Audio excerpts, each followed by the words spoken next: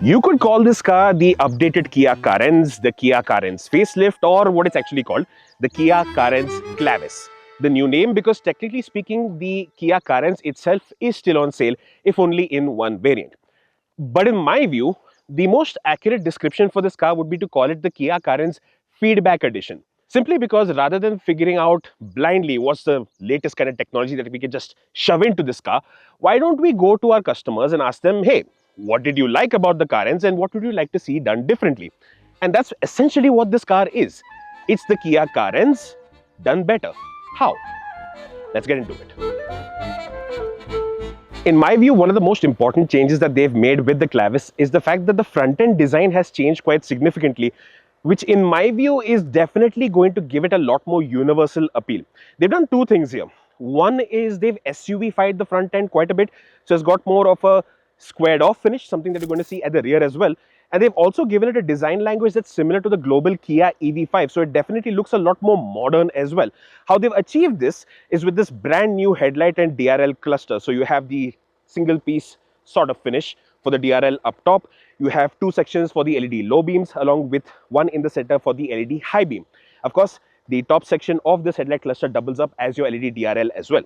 This is all working well to give it that SUV silhouette, but once you come to the side profile, there's no getting away from the fact that this has still got that MPV design, even though Kia might like to call it an RV. But one important change, or rather two of them. One, the wheel design. That's changed and it's also upsized to 17-inch alloy wheels right now. And at the side, you'll also see this sort of chunky cladding to just give it that SUV factor ever so slightly. So definitely made the right kind of improvement, makes it a little bit more universally appealing, as we said before. At the rear though, I think what they've done is working just right to give it that modern touch, because let's face it, nobody's going to confuse this car for anything else but a Carens, which is why they've also maintained the name still. They've not just called this the Clavis. But the change that they've integrated is, again, giving it that squared off finish, making it look more modern. You have the LED tail light over here, the indicator down here, and this is, of course, going to work as the total brake light. So overall, what they've done is give it a little bit more SUV-fication, definitely made it look more modern. And I think this is going to make the Carens land up on a lot of shopping lists that it wasn't on before. Given that this is a update and not a brand new generation, there's no change in the dimensions itself, and that also applies to the kind of space and practicality that you're going to get with the Carens Clavis.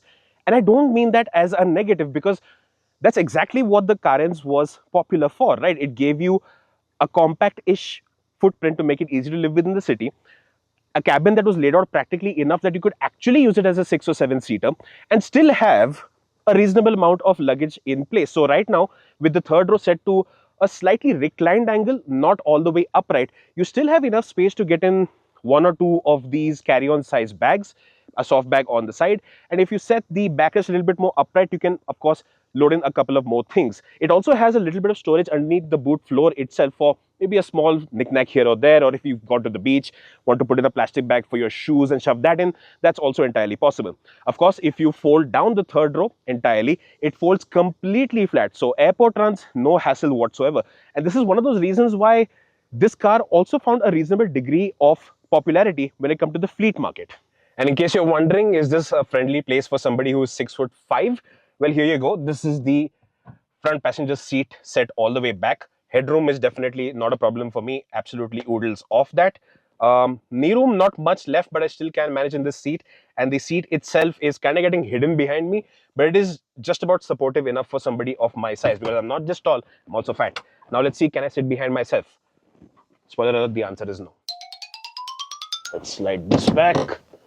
Well, I can manage, but I'm definitely not going to be the most comfortable person on earth. But I wasn't expecting to either. I feel like if this seat was able to go a little bit further ahead, if I could maybe get rid of this fold-out type tray, I could manage here for at least a city journey. So quite all right. So as is tradition, I shall borrow the services of my more reasonably sized colleague to give you an idea of how spacious and practical the Kia Carens actually is. So Nikhil is 5'7", right? Yeah. Okay, so this is the kind of space he has in terms of headroom. This is the amount of knee room that he has currently left up front. So plenty comfortable, shoulders well supported by the backrest as well. Time to hop into the second row. Okay, so that's the backrest at a reclined angle. Armrest popped out, no cup holders though. So this is the kind of headroom, again, generously available.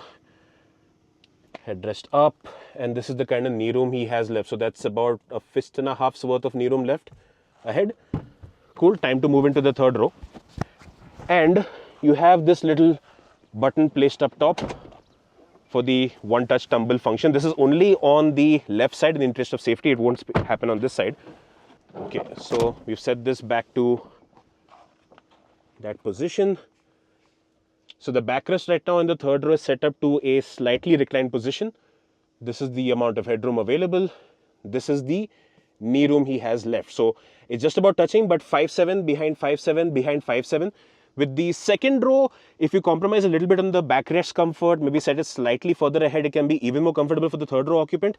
But definitely not a third row that's only for kids. In fact, I'd say that for an adult doing a 2 to 3 hour journey in this space, given the kind of under-thigh support also that Nikhil currently has, not half bad, especially considering the compact footprint of this car. And I should clarify, you have the one-touch button operation for flipping it down on that side, but you can do it here as well. It's just that the electronic tumble function itself, that is not there, but you can still use this lever right here to get that done. So space and practicality wise, no real difference, but top-notch as it is. Now we come to what was one of my favorite bits in the Carens itself, and that also continues with the Clavis, and that is all the practical and sensible bits. Starting with the third row, you have USB Type-C chargers on either side, along with these slots to place in a tablet, your mobile phone, a little bottle or something like that. So it's practical even for third row occupants. Of course, the third row seat in itself is recline adjustable as mentioned before, and you also have roof mounted AC vents, so you don't land up just getting cooling on your knees like you have in a lot of rear AC vent setups, along with a light up top as well. As we move to the second row, the tumble function, one touch in that case or one pull in this side, that is also available to, of course, make access to the third row a lot easier. These seats can slide forward and backwards. You have a fold out type armrest, but no cup holders in here. Here too, you'll spot these roof mounted AC vents. You have the blower speed control right here. Two USB Type-C chargers along with a little slot for your mobile phone as well. On the co-driver's side, you have this fold out type tray. So you can place a tablet, phone, a little cup slot right there. On this side, you have the air purifier console, which is, I don't know, I feel like there could have been a cleaner, smarter, more compact integration of a feature like this, because it does take away a good few centimeters of knee room for the second row occupant. That definitely could have been done better, but it's a nice integration. Might even look quite cool to a lot of people. Then on the door pocket side, you have not just a armrest, but a good amount of storage space underneath it, along with enough space for two bottles in here as well. And these are large bottles. 1 liters can easily fit it over here. Let's move to the front seat. But before we do that, I should mention that this is the 7-seater with a bench type middle seat.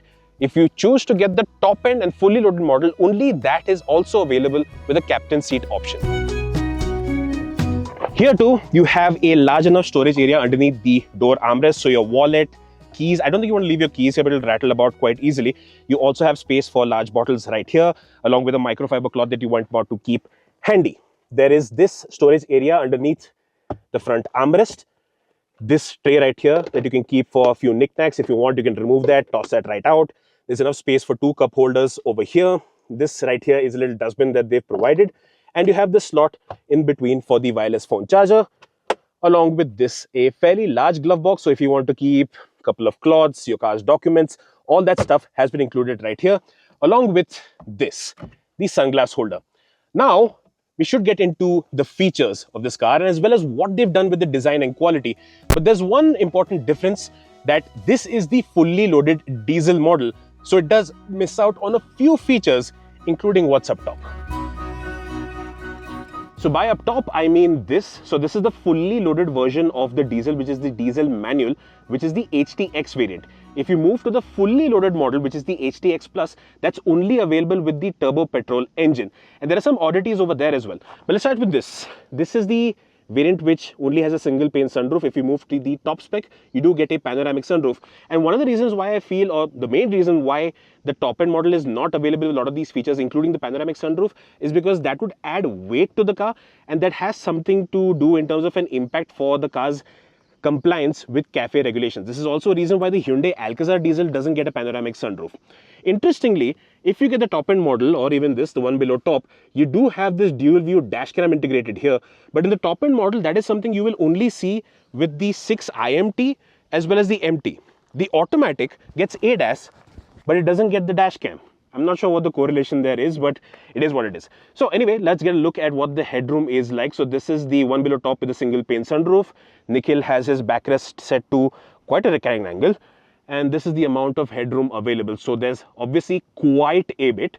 Now let's hop into the top end model, which has the panoramic sunroof, to get an idea of how the headroom is affected over there.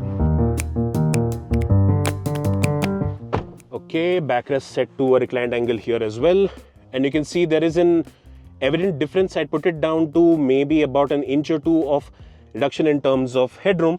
But that being said, even with that reduction relatively, here, if I sit in the back seat with again a similar backrest angle, at 6'5", I still have a little bit of headroom to spare. So it's not like with the panoramic sunroof variant, you're missing out on headspace, even for tall people. And there's also an advantage that if you do get the top end model, you have the boss lever, a new function that's been included here with the Carens Clavis that makes it a lot more sensible, a lot more practical for chauffeur-driven owners. Now let's get into what kind of features you get with this car, because that is definitely a major highlight. Actually, before we get into the features list, there are a couple of things I want to address. First is, can you be comfortable in this driver's seat if you are exceptionally on the taller side, meaning 6'1", 6'2", or taller than that? I would say yes, seat comfort wise and space in itself is not an issue, but I would have liked it if the seat itself, the travel could have gone further back just so that my legs could have been just a little bit more relaxed. Now with the move to the Clavis, there are some things that have changed and some that haven't. Let's talk about the thing that hasn't quite changed, and that is the interior quality. So plastic quality, yes, largely what you're going to see across the cabin is a lot of hard touch plastics, well fitted, but quality wise they're quite all right. I'd still say that if you're looking at getting that more premium experience in terms of touch and feel, a Kia Seltos will do better than a Carens even when it moves to the Clavis.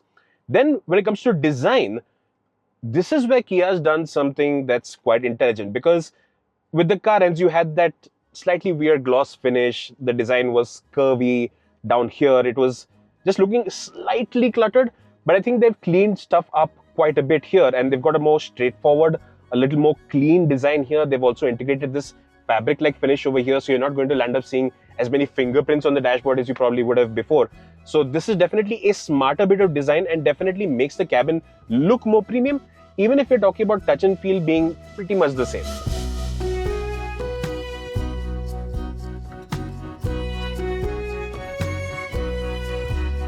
Now the features.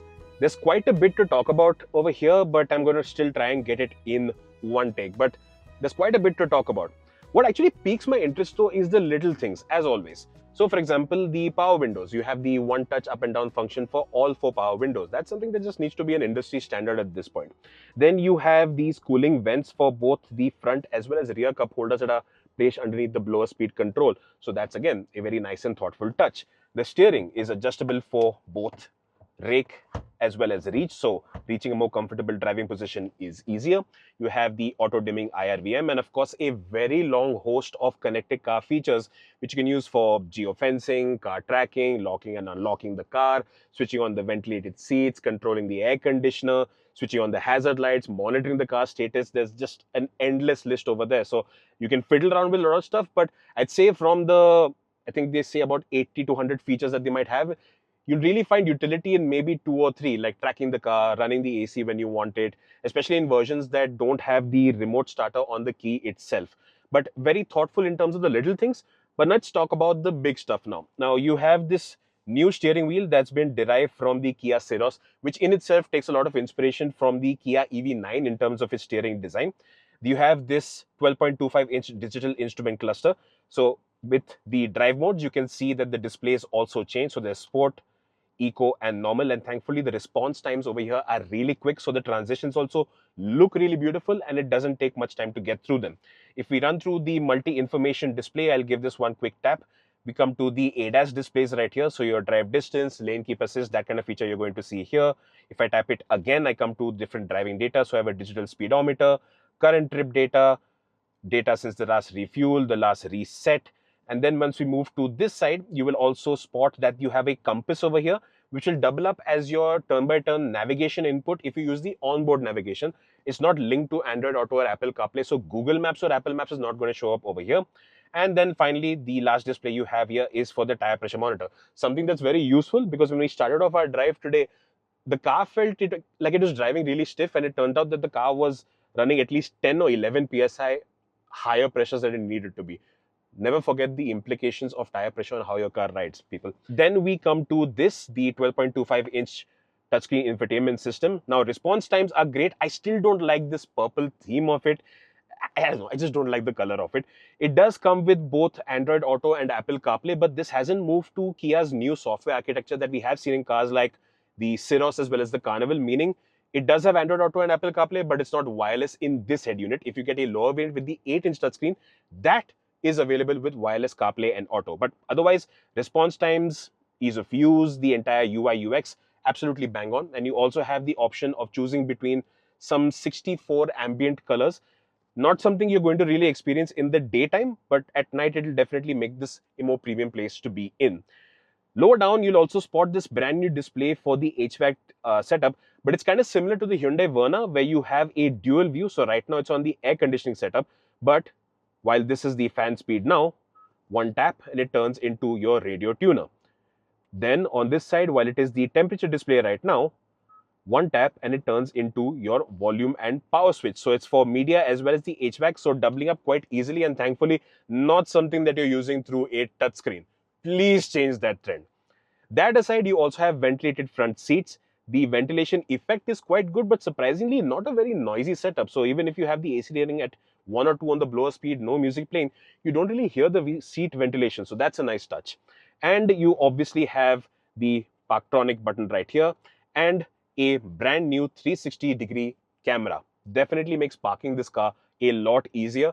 Even today, when we were driving around our shoot location, there were a couple of rocks that I wasn't quite able to spot from my driver's seat, but switching on the camera made that a whole lot easier. Now, the drive experience with the Carens Clavis hasn't really changed compared to the Carens, and frankly, it didn't need to either. They have made some optimizations when it comes to the noise insulation and NVH control, but not something that you'll be able to perceive as a absolute improvement in an apples to apples comparison right now, at least. But one thing that does stand out about this car is its ride comfort. Unlike a lot of other Kia cars, Kia managed to get the ride package of the Carens bang on from day one. The difference being that when you're driving the diesel, I'm driving the diesel right now, if we say the ride comfort there is a little bit better than it is in the petrol. It might be something just to do with the fact that the engine is heavier and how that sort of works with the whole suspensions equation. So the difference isn't night and day, but when you're going over, let's say, expansion joints, or if you go over the speed breaker a little bit too quickly, at that point you'll feel those bumps a bit more in the petrol than you will in the diesel. But otherwise, the ride comfort package is absolutely bang on. So even if you're driving in the city over bumpy roads, absorption is good. Once you get onto the highway, it doesn't feel too soft or wavy. Yes, it's not going to be some kind of driver's dream, but let's face it, that's not what this car is intended to be in the first place. So drive with a relaxed pace. You can sit in cruising at 100, 120 kilometers per hour peacefully. You can enjoy road trips, your office commutes, and everything else in between. And when it comes to the driving, it's 1.5s across the board. So you have the tried and tested 1.5 liter 4-cylinder naturally aspirated petrol. You have the 1.5 liter turbocharged diesel, again 4-cylinder, and you have the 1.5 liter turbocharged petrol. The nature of these engines is quite specific, so they tend to meet certain use cases better than others. I feel like the most underrated option in this range is in fact the entry-level 1.5 naturally aspirated petrol, because it works so smoothly, especially when you're driving in the city. It's perfect for a relaxed driving style. The only thing that's honestly missing, and this is a big miss with the Clavis, is the fact that that engine is not offered with a CVT, which this engine is generally available with in the Hyundai Kia stable. It's only offered with a manual transmission, so yeah, that is one miss. When it comes to the diesel, this is available with a 6-speed manual transmission or a 6-speed automatic. Right now, I'm driving the manual, and again, it's got the right traits that we're familiar with when it comes to this particular engine. So refinement is good. You can tell that it's a diesel, but even when you go for, let's say, a hard overtake with a downshift, you rev it up to, let's say, 2.5, 3,500 RPM, the engine noise becomes a bit more audible, but it's still not that clattery or metallic sound that tends to make a lot of other diesels sound crude. But bear in mind that this particular engine is not available in the top end variant. So if you want the maximum features with the Clavis, you have to go with the manual. And if you want to go with the diesel automatic, you have to make a cut back on the kind of features you're going to get. That again is yet another odd mix when it comes to the features package, even though they may not necessarily have anything to do with the powertrain option that you've chosen. And then we come to the range topping option, which is the turbocharged petrol. Now, when you hear turbocharged petrol, you're thinking something that's focused on excitement, but that's not the case, at least in the Carens Clavis. That is the engine that gives you the benefit of petrol refinement, petrol smoothness. But the core benefit with choosing that over the NA engine, apart from the fact that it's available in a variant that gives you more features, is that it'll give you greater competence in terms of its performance, greater confidence when it comes to making overtakes, and greater flexibility, especially if you're looking to do more than just a city commute with your car. If you're looking to do more road trips, drive with a full passenger load. No, there isn't. If you're looking to do more road trips, travel around, a little bit more flexibility in your overall drive cycle, that is when you want to opt for the turbo petrol, because it just gives you that balance of performance, smoothness, and maybe a little pinch of excitement in that. But bear in mind, it's not a particularly fuel efficient option. So when you're driving out on the highway at steady paces, sure, it'll be quite easy on the pocket. But stop and go traffic, it's not something that that engine in particular quite enjoys. So bear that in mind if you are looking to get the turbo petrol. The advantage, of course, with the diesel being you can get a lot more long-legged nature because of the kind of tank range you can enable with that. But even there, remember that the diesel automatic in itself, it's not a stupendously efficient option. So if you want the right balance of overall tank range, usability, then you'd probably have to go for the diesel manual in that case. So then, to sum up, 1.5 petrol, naturally aspirated, great for city-focused driving and a relaxed driving style. 1.5 turbo petrol, that's the most versatile option that will give you performance, smoothness, and of course, a little bit more peace of mind because you never know what the government or what regulatory authority is going to decide with the diesel. But if you are okay with getting the diesel, it's going to give you the long-legged nature. It's quite refined for a diesel. The only disadvantage really with this engine being one, that is not available in the most rich variants in terms of features. And second thing being, there is some amount of turbo lag that you will have to deal with, but it's a very mild adoption when it comes to switching up your driving style ever so slightly. Now we come to ADAS, and even there the package is quite extensive. So safety features in the Carens Clavis will include 6 airbags, front and rear parking sensors, ISOFIX child seat mounts, VSC, ESC, ABS, EBD, PCO, PUC, all of that stuff in between. The ADAS package, which is something you only get with the turbo petrol automatic, includes adaptive cruise control with distance control, lane departure warning, lane keep assist. It also has attention assist, forward collision warning for cyclists, pedestrians, cars. There's junction assist also when it comes to forward collision avoidance. So if you're coming up to a junction with a turn, it can detect a vehicle and come into action over there to take any evasive action if needed. It has a rear cross traffic alert, and it also has rear cross traffic avoidance with that. So it's doing this all with the help of one front camera along with 4 sensors, 2 at the rear and 2 at the front. I've done that the opposite way. So 2 on the front and 2 at the rear. And it is, by what we've experienced, very similar to the Seltos, meaning the tuning is actually quite India friendly when it comes to ADAS setups. So if you do use adaptive cruise control and lane keeping assist, it can take a significant amount of fatigue out of your driving while not feeling too reactive to most Indian driving conditions.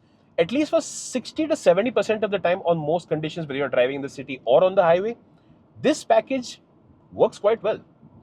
And that's the Kia Carens Clavis. There's no major headline or big one-line word to give over here. Fundamentally, what they've done is exactly what we said at the start of the video. They took the right amount of feedback and made sure that it could apply as much of it as possible. So does it look better than before? I think so. Is the design on the interior better than before? I think so too. Could they have made the interior feel richer? Yes, in terms of materials, some things could have been done to make this experience bit more premium on the inside. But the features list is richer, and I honestly cannot think of anything that stands out as a significant feature miss. The powertrain options are versatile enough to meet specific use cases based on who's buying the car. Yes, I would have liked to see the CVT being offered with the 1.5-liter petrol, and also because of regulations or whatever product planning decisions, the diesel also, by virtue of what variants it's available in, does miss out on a lot of key features that would have made it more attractive, especially for users who do extensive road trips and subsequently do tend to want to spend more when it comes to the variant that they're opting for.